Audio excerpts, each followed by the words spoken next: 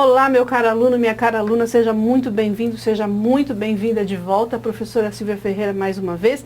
Em primeiro lugar, desejando a você um feliz ano novo, um feliz 2019, que esse ano seja o ano da sua aprovação, que seja o ano do seu sucesso, que seja o ano da sua vitória.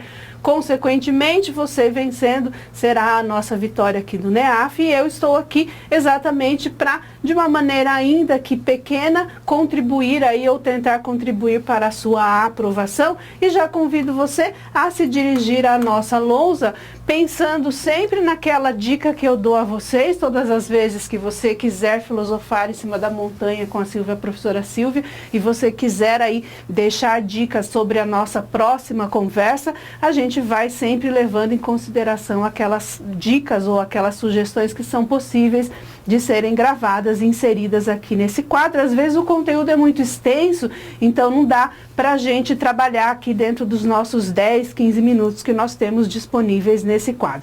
Mas veja, eu recebi aí a dica de uma aluna que assistiu à dica anterior e deixou como sugestão aí a possibilidade de a professora trabalhar a diferença entre essas complicações gramaticais que estão sempre presentes nas nossas provas. Ou seja, vamos trabalhar a diferença entre o adjunto, o adnominal e o complemento nominal. Comumente nós temos essa dificuldade, é sempre carta marcada todas as vezes que nós vamos discorrer a respeito desse assunto, um aluno levantar as mãos ou a mão e pensar aí ou perguntar sobre essa diferença. Então vale ressaltar aqui que, em primeiro lugar, o adjunto, o adnominal é sempre termo acessório.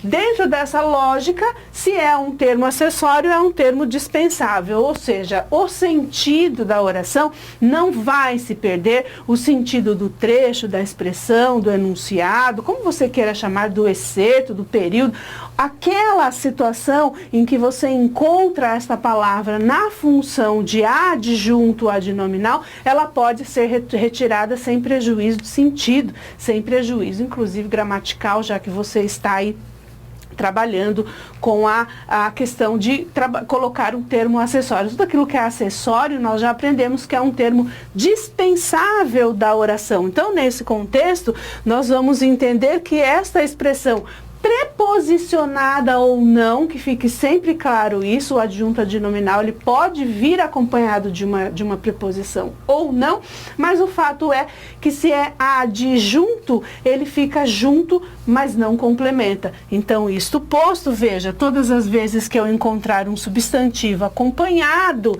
de um termo preposicionado ou não, e que eu possa retirar este complemento, que eu possa, retirar esse termo, e este termo não vai interferir gramaticalmente nem semanticamente, é um adjunto adnominal. Silvia, mas tem uma dica mais rápida, mais específica para a gente entender? Tem sim. O seu substantivo, método Tantofas, pode ser concreto ou pode ser abstrato. Tanto faz. Só que esse substantivo, em sendo abstrato, a expressão que o acompanha, a expressão preposicionada que o acompanha, deve denotar sempre atividade. Ô Silvia, e se eu tiver uma expressão preposicionada ligada a um substantivo concreto, dá para confundir adjunto com complemento? Não.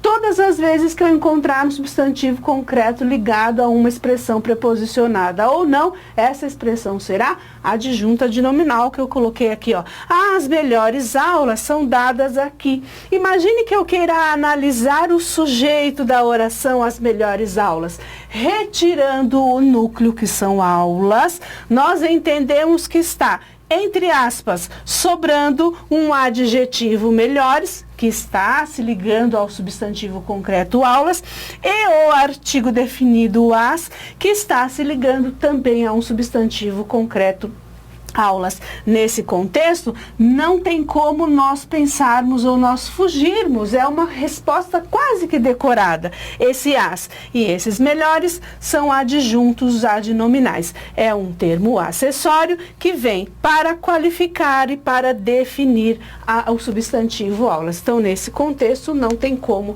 nós fugirmos a esta esse posicionamento ou a essa resposta. Olha lá o exemplo 2. A estante de madeira quebrou. Tá vendo que aqui nós, analisando aqui apenas o sujeito da oração, nós temos como satélite aqui, ó, como núcleo, um substantivo concreto, que está sendo acompanhado de um termo preposicionado. Mas veja, volta para a origem daquilo que eu já falei para você. Estante é um substantivo concreto ou abstrato? Aí você vê um substantivo concreto. Ok, então você não tem como errar.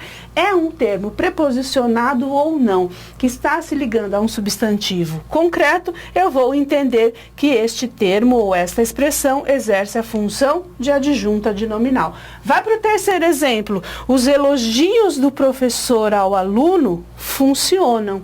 Legal. Vamos pensar aqui que os elogios é o satélite do nosso sujeito, ou o núcleo do nosso sujeito é o satélite aqui, que vai guiar todos os outros termos. Veja que eu tenho um artigo aqui na função de adjunta de nominal e nós temos um termo preposicionado. Agora é que vem, né? Elogio. Elogio é um substantivo abstrato ou concreto? Se denota a ação de elogiar, porque o substantivo abstrato é aquele que nomeia sentimentos e é aquele que nomeia ações. Se elogios denota ou denomina, dá nome à ação de elogiar, então estou entendendo que é um substantivo abstrato. Agora é que entra a nossa conversa mais séria, né? Aqui que os candidatos costumam se perder.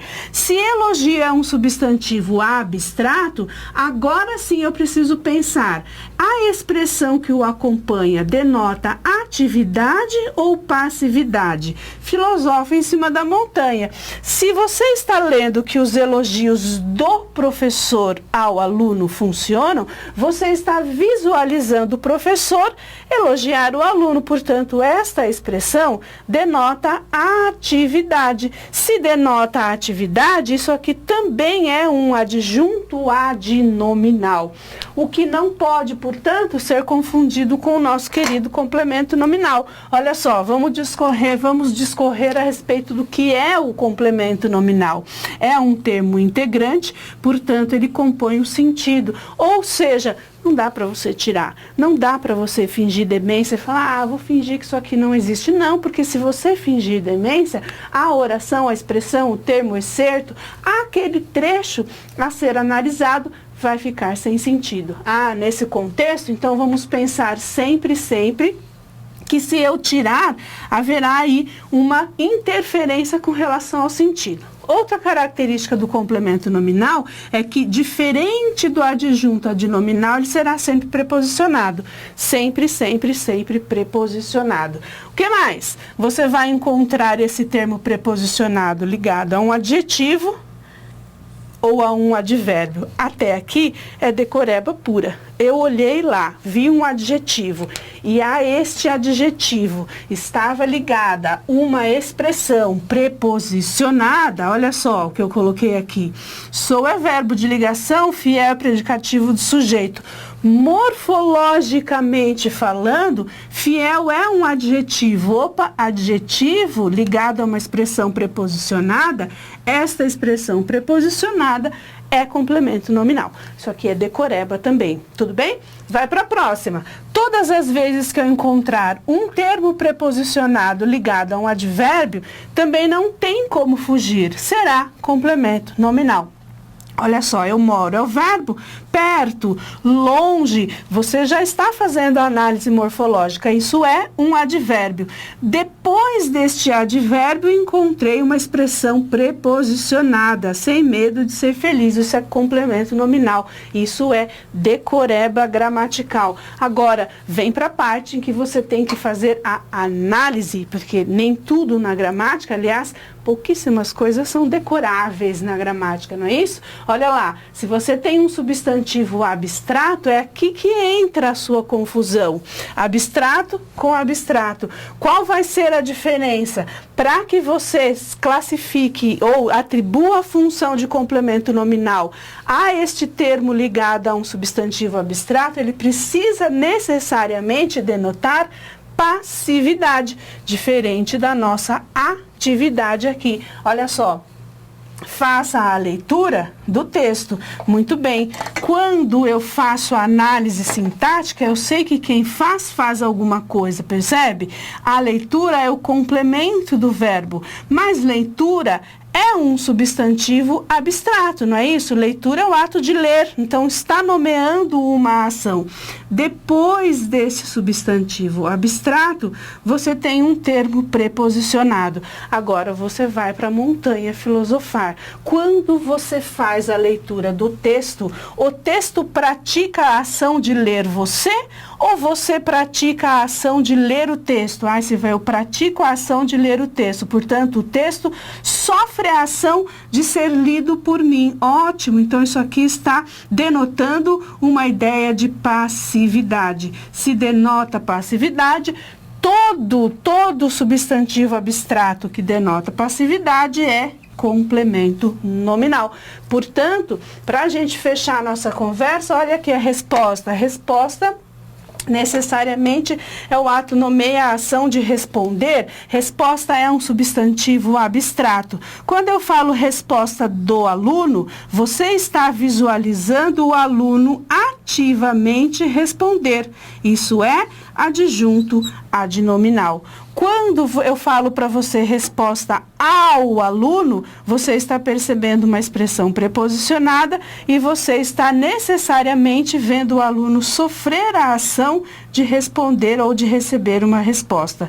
Denotou passividade, isso é complemento nominal. Praticou a ação, adjunto adnominal. Sofreu a ação, complemento nominal. Portanto, olha só, ficou faltando aqui a análise desse trecho.